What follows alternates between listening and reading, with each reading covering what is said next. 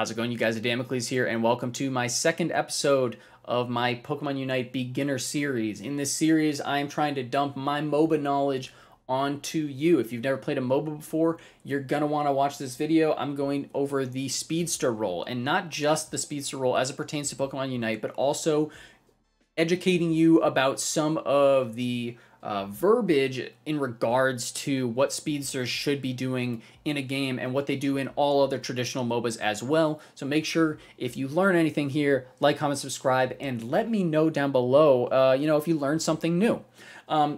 Without further ado, let's just hop into it. So, speedsters in Pokemon Unite are your fast, high burst damage characters. In traditional games, you could call them carries. You could also call them junglers, in my opinion. I think that the jungler role fits speedsters quite nicely. And in some cases, like Gengar's, it's kind of needed because of how terrible he is everywhere else.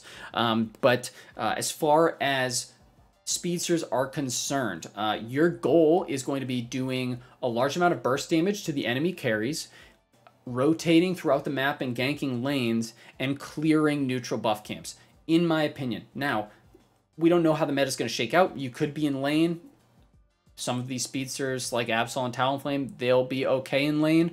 But I really think that they lean towards being in the jungle. And so what do I mean by that? Well, in traditional MOBAs, the jungle constitutes the areas of the map that aren't lanes, and usually they are inhabited by neutral camps. Hold on, where the hell is the map here? Okay, I'm going to go over an entire map guide and like walking you through all this stuff later on. I just want you guys to get an idea for this particular role if you choose to play it, and exactly why I think that they most closely associate with junglers. But they also closely associate with assassins, so I'm going to go over that as well. So you have your bottom lane and you have your top lane. In a traditional MOBA, you might have 3 lanes, or if you have 2 lanes, you have 2 people in each lane and then 1 person farming the jungle camps. Why? Because it's all about experience.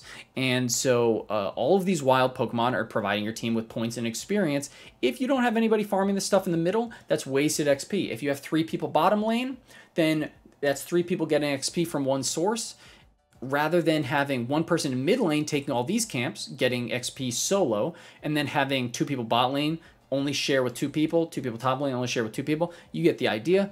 And so what constitutes a good jungler? Well, a good jungler, in my opinion, is someone who is quick, they have good ganks, and they're able to clear the jungle camps quickly. And what do I mean by this? Well, and also what do I mean by ganks? I'll get into that too.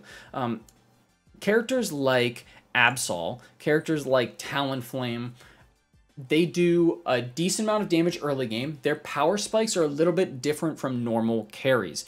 They have super high burst damage, not as much in the sustained damage department, but their main goal of the game, whereas a carry's main goal is to just output a large amount of damage to tanks, to everybody, the speedster slash assassin slash jungler role, their goal is going to be predominantly to go after those carries with their super high burst damage and to rotate through the map. So if you put a character like an Absol or a Talonflame where they have a lot of nice movement abilities and they hit their power spikes very early on, you can go, I talk about Absol a little bit more in my Absol build video, you can go check that out, or Talonflame, but Absol, for example, at level 5, once you've cleared a couple of buff camps here, once you've cleared this first initial neutral monster grouping, this spawn, you're going to hit level 5 and you're going to have Pursuit, which is a massive damage spike. And immediately, I would go and I would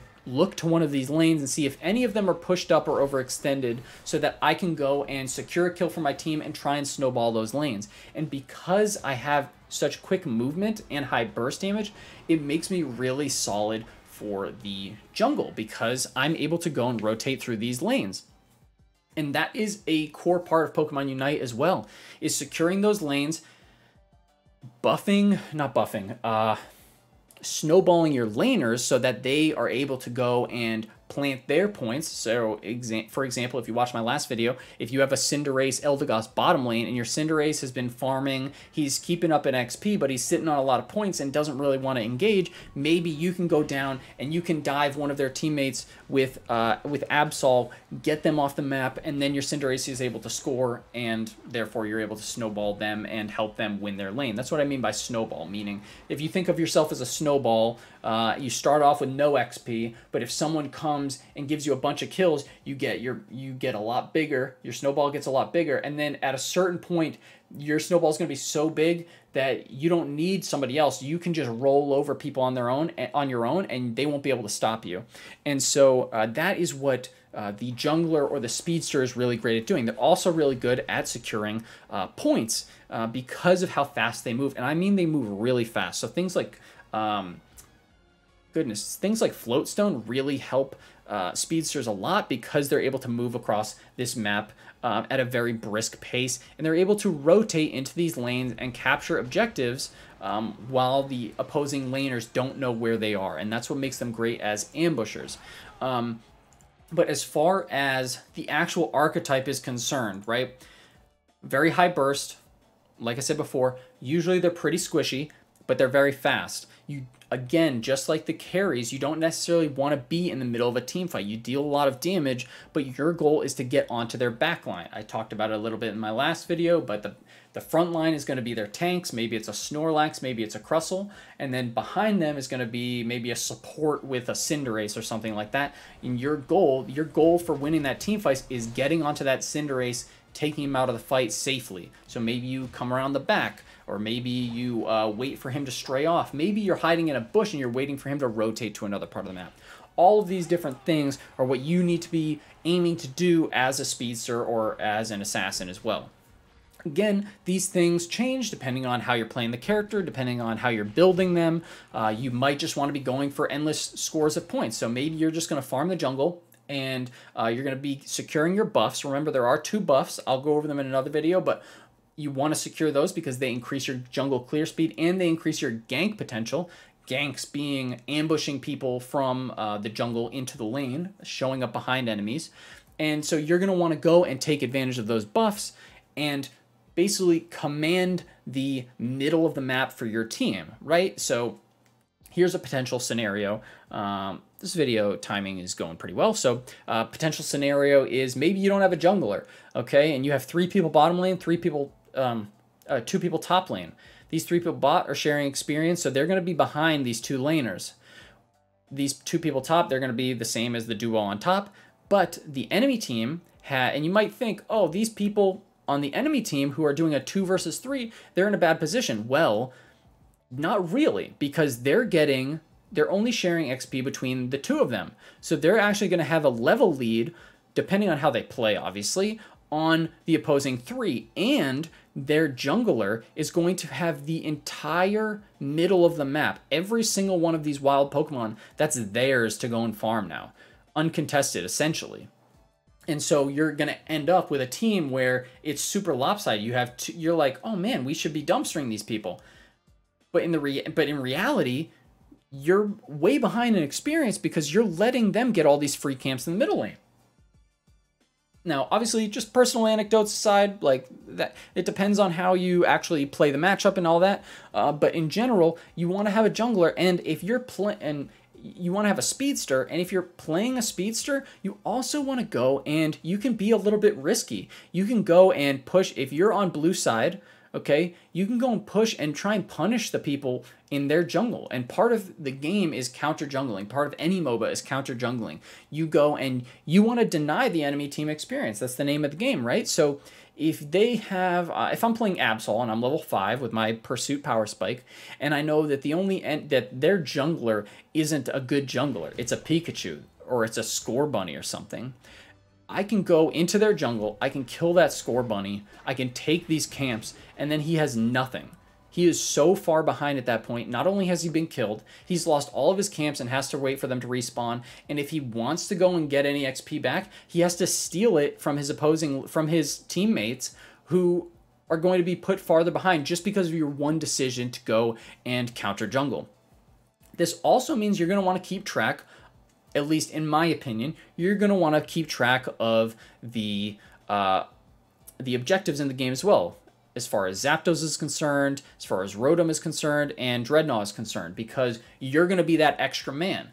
If your team is 2v2 bottom or 2v2 top, and you see an opportunity where the opposing team is overextended, and what I mean by overextended, it means they're past this middle point, they're closer to your side and your safety than they are to their own, then you can come in behind them, gank them, get one kill, just one gank, so that now it's a 3-on-1 and they can't contest this objective. You go and you pull a Dreadnought, which is a global XP boost and a global shield, and all of a sudden you just swung your team 5 levels. You know what I mean? Stuff like that. Like, that's what matters. That's what wins games. So if you're playing a Speedster, the way I think you probably should be playing it, you're going to want to go and try and make these plays on your own. You don't want to take up your laner's experience necessarily, but you want to go and support your lanes, do a lot of damage, and make sure you stay up to date clearing these camps, because you do a lot of damage yourself. I think that pretty much covers it. Again, I can go more into in depth in some other videos about jungling, specifically jungle pathing, because that is an entire art form in and of itself, meaning, you know, which camps to take at what time period, what the cooldowns on those camps are, what the cooldowns on objectives are. That's all needs to be in your head if you are taking on that type of role. And then also just team fight positioning, how you should go about, you know, assassinating carries and stuff like that as well.